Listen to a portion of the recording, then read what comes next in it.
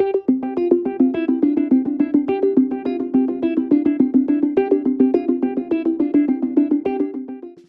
our previous video, we have covered the unique challenges of isolation and tips to cope and remain positive. In this video, we are focusing on testing times for the family. Having the family together is nice, but at the same time, it could be a challenge. I'm Dr. Jinda and I'm a coordination physician at the Medical Coordination Office at Bumrungrad International Hospital. I'm also a family therapist who takes care of families when they are going through medical challenges. I'm Dr. Botermans, a clinical psychologist coordinating the interface between psychology and medical care at Bumrungrad International Hospital. We like freedom, and that freedom is constrained now. So generally, we react with irritation, and it can happen to anyone. Quarantine is a stress in itself, as well as the necessity to adjust to the current situation. So for the kids, sometimes they are having to study online, and that could add a burden to the parents who also had to work from home. So that would probably cause irritability and anger in itself. But at the same time, the dynamics that the families have with each other already could be amplified. For example, if they can't really communicate that well already, or sometimes in times of distress, they tend to act out by shouting or by shutting each other out.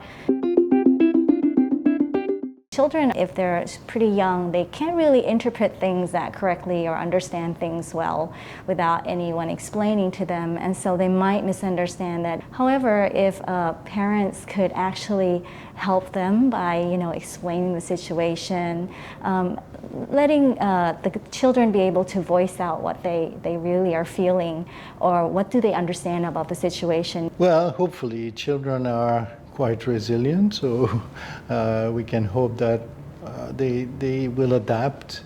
They might even learn things, proper hygienic practices, but it will be a difficult time. They probably would fare much better with routines and setting up activities that will help them to feel engaged with one another, with their parents, like cooking together or making crafts together, but also to be cautious about how you come to the agreement about these activities and how often they are based on their needs. As I've observed, people in the family cope with stress in many different ways, and especially overwhelming stress like in this situation now. And sometimes how they cope can be quite a worry for some of the family members.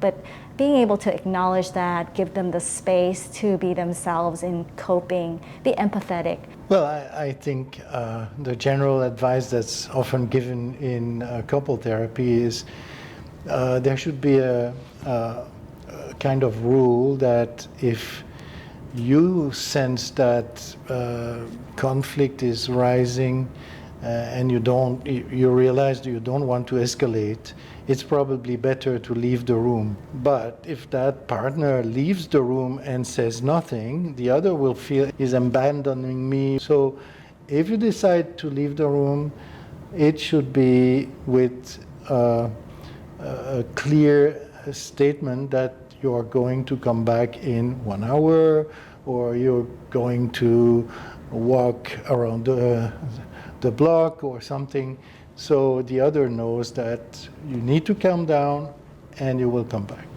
And it may look very different for different families, and that is okay. It doesn't have to be this way or that way. It just needs to come from within themselves with a positive outlook that they're going to move forward together as a family.